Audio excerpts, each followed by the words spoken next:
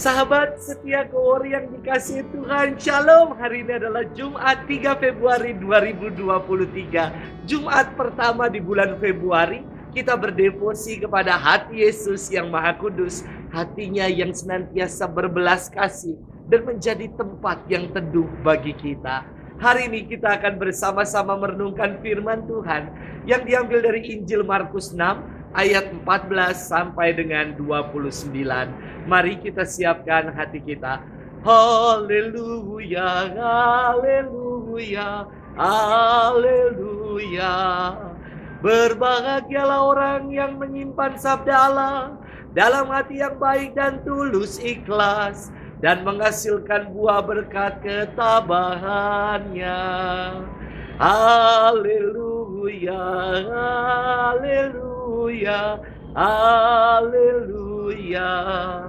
Tuhan bersamamu dan bersama rohmu. Inilah Injil suci menurut Markus. Dimuliakanlah Tuhan. Pada waktu itu Raja Herodes mendengar tentang Yesus, sebab namanya memang sudah terkenal. Dan orang mengatakan Yohanes Pembaptis sudah bangkit dari antara orang mati, dan itulah sebabnya kuasa-kuasa itu bekerja di dalam dia.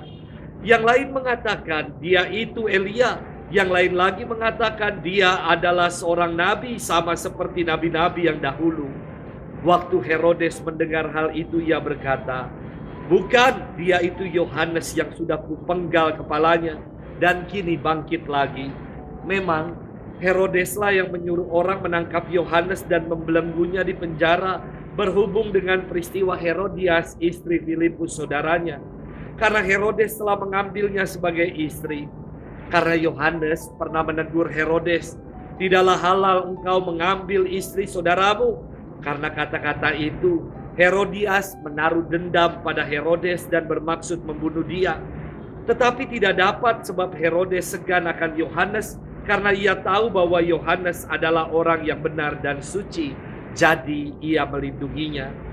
Tetapi setiap kali mendengar Yohanes, hati Herodes selalu terombang-ambing, namun ia merasa senang juga mendengarkan dia. Akhirnya tiba juga kesempatan yang baik bagi Herodias, ketika Herodes pada hari ulang tahunnya mengadakan perjamuan untuk para pembesar, para perwira dan orang-orang terkemuka di Galilea. Pada waktu itu putri Herodias tampil lalu menari, dan ia menyukakan hati Raja Herodes serta tamu-tamunya. Maka raja berkata kepada gadis itu, mintalah daripadaku apa saja yang kau ingini, maka akan kuberikan kepadamu. Lalu Herodes bersumpah kepadanya, apa saja yang kau minta akan kuberikan kepadamu, sekalipun itu setengah dari kerajaanku. Anak itu pergi dan menanyakan ibunya apa yang harus kuminta. Jawab ibunya, kepala Yohanes Pembaptis. Maka cepat-cepat ia pergi kepada raja dan meminta, aku mau supaya sekarang juga engkau memberikan kepadaku kepala Yohanes Pembaptis dalam sebuah talam. Maka sangat sedihlah hati raja. Tetapi karena sumpahnya dan karena segan terhadap tamu-tamunya, ia tidak mau menolaknya. Raja segera menyuruh seorang pegawai dengan perintah supaya mengambil kepala Yohanes. Orang itu pergi dan memenggal kepala Yohanes di penjara.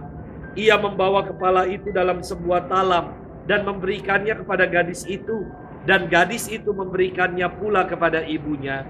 Ketika murid-murid Yohanes mendengar hal itu, mereka datang dan mengambil mayatnya, lalu membaringkannya dalam kubur.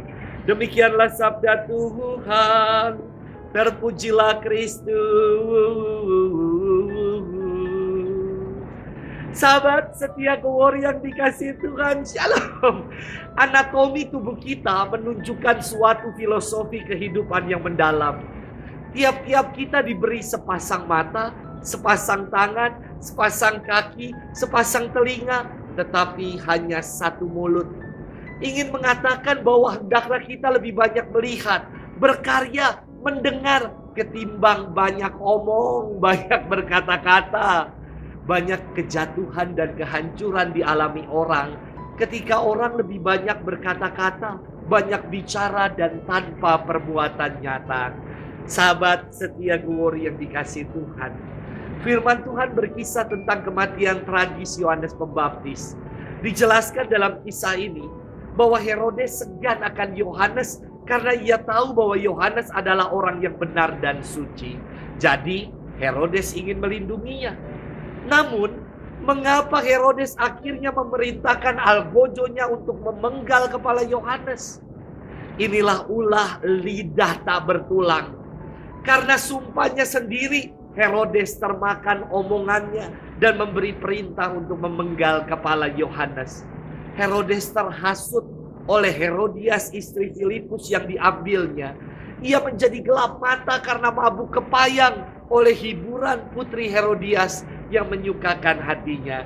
Sahabat setia gowor yang dikasihi Tuhan, hati-hati terhadap kesenangan-kesenangan dunia yang bisa membuat kita menjadi mabuk kepayang dan gelap mata. Tipu daya kesenangan dunia bisa membuat kita jatuh dan hancur. Penting untuk selalu jaga mulut, jaga hati, dan jadi berkat. Kalau disingkat, jamu jati jakat. Jaga mulut, jaga hati, dan jadi berkat. Mari kita jadikan mulut kita sebagai berkat bagi yang lain, dengan tidak mengumbar kata-kata jahat, sumpah serapah, kata-kata yang kotor. Mulut ini menjadi berkat kalau senantiasa banyak mengucap syukur dan berdoa. Mari kita jaga hati kita terhadap segala godaan tipu daya kesenangan-kesenangan dunia yang membuat kita jatuh dalam dosa. Dan tetaplah bersaksi dengan menjadi berkat bagi sesama. Selamat bermenung. Dan Tuhan memberkati kita selalu. Dalam nama Bapa dan Putra dan Roh Kudus. Amin.